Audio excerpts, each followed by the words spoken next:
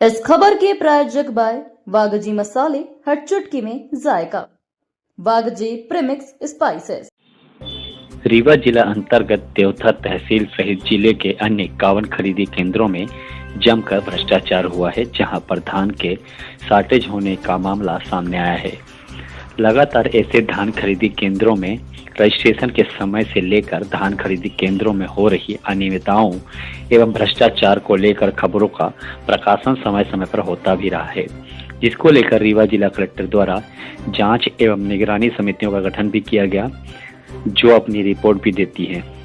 इसके बावजूद भी करोड़ों के धान शॉर्टेज हो गई, जिसका खुलासा कार्यालय उपायुक्त सहकारिता जिला रीवा के पत्र क्रमांक उपर्जन 2025/133 दिनांक 30/1/2025 को किया गया कि उपर्जन अनुबंध के अनुसार FAQ का सही तौल मात्र पर परिधान किया जाना था, किंतु बोरियों में कम वजन कर शॉर्टेज राशि बढ़ाकर संख्या को क्षति पहुंचाई गई है, जिसके जिम्मेदार संस्था की न होकर व्यक्तिगत है, जिसमें प्रमुख रूप से देवथर तहसील की सेवा सहकारी समिति देवथर में 678 कुंटल, सेवा सहकारी समिति सोहागी में 584 कुंटल, सेवा सहकारी समिति सोनौरी 308 कुंटल, सेवा सहकारी समिति आमाव 202 कुंटल, सेवा सहकारी समिति मांगी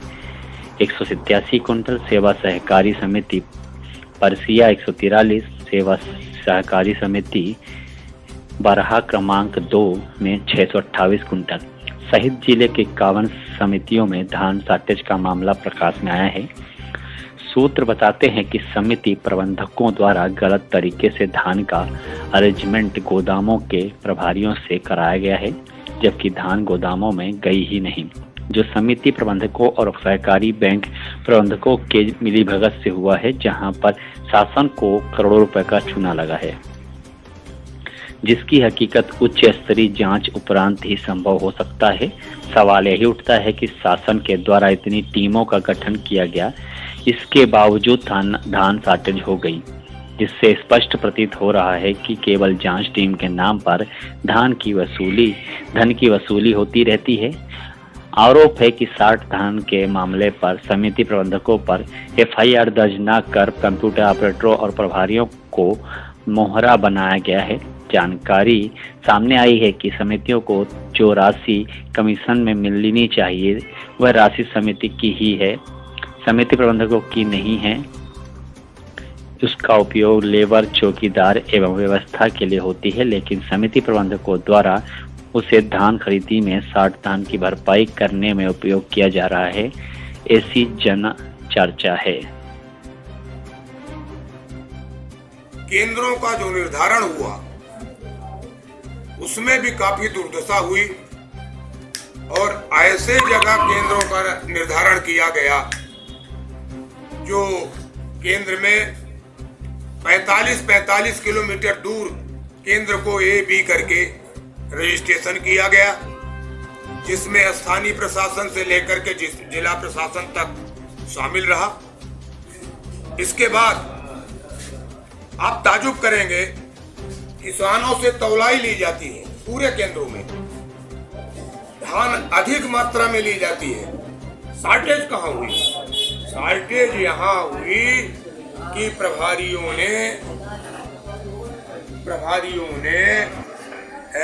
अपने अपने चहेते लोगों के नाम से रजिस्ट्रेशन कर दिया और धान बुक कर दिया। धान की मात्रा अधिक दिखा करके उसको बुकिंग कर दिया कि पैसा हड़प लिया जाएगा। इसके बाद प्रभारी जो हम गोदामों के प्रभारी होते हैं उनके साथ मिली भगत करके धान गई नहीं, धान है नहीं केंद्र में, और गोदामीकरण करा दिया गया। भारी भरकम राशि दे करके गोदामीकरण कराया गया। लूट का आलम है। आप बताइए, कहीं कोई व्यक्ति चोरी करता हुआ पकड़ा जाएगा और वो चोर की स्थिति में होगा तो क्या उसे माफ कर दिया जाएगा? जिन केंद्रों में धान शॉर्ट हुई है, शॉर्टेज दिखाई गई है, धान शॉर्ट नहीं हुई है, न किसानों ने कम दिया है, शॉर्टेज हुई है गलत फीडिंग कराने के कारण। ऐसे समिति प्रबंधकों के खिलाफ कार्रवाई होनी चाहिए। राशि जमा करा देना कुछ जुर्म को कम नहीं करता है।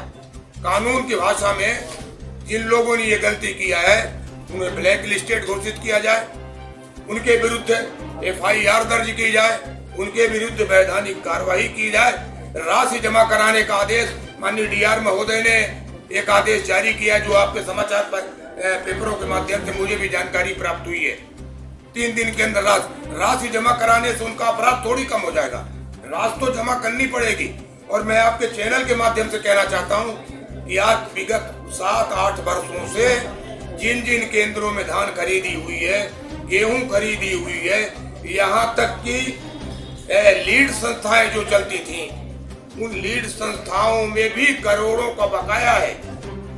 न सहकारिता विभाग कर देखेगा, न बैंक देखेगा, न स्थानीय प्रशासन देखेगा, न जिला प्रशासन देखेगा। मैं आपके चैनल के माध्यम से माननीय जिला अध्यक्ष महोदय श्रीमती प्रतिभा पाल जी से आग्रह करना चाहता हूँ, वो कोऑपरेटिव बैंक के प्रशासक भी हैं, इसलिए मैं उनसे आग्रह करना चाहता हूँ कि इस भ्रष्टाचार को उजागर करते हुए इन पर सख्त कार्रवाई की जाए। मैं आपको एक उदाहरण बताना चाहता हूँ। कुठिला उत्तर ब्रांच में कुठिला सबसे बढ़िया समिति रही है, लेकिन जब से प्रशासकों की नियुक्ति हुई है, प्रशासकों ने पूरी समितियों को खोखला कर दिया है। अटूट भ्रष्टाचार हुआ है।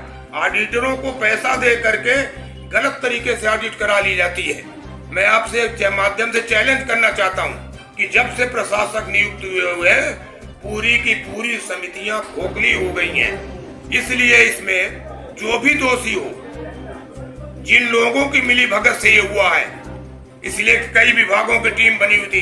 खाद्य विभाग, सहकारिता विभाग, स्थानीय प्रशासन, जिला प्रशासन, जो लोग भी इसमें दोषी हों, धान शॉर्टेज को लेकर के, धान फीडिंग को लेकर के, और अभी तक FIR नहीं हुई। और अब एक खेल और किया जा रहा है कि जो समितियों को कमीशन की राशि मिलनी है, प्रासंगिक व्यय मिलना है, उससे मिलकर के चाहे ब्रांच मैनेजर हो, चाहे सहकारिता विभाग के अधिकारी हो, चाहे स्थानीय प्रशासन हो, खाद्य प्रशासन हो, सब लोग मिलकर के ये प्रयास कर रहे हैं कि समिति प्रबंधक को बचा करके इस राशि को उसमें समायोजित करा दिया है। तो क्या ये राशि जो है समिति की होती है, समिति प्रबंधकों की? निश्चित रूप से ये राशि समिति की होती है।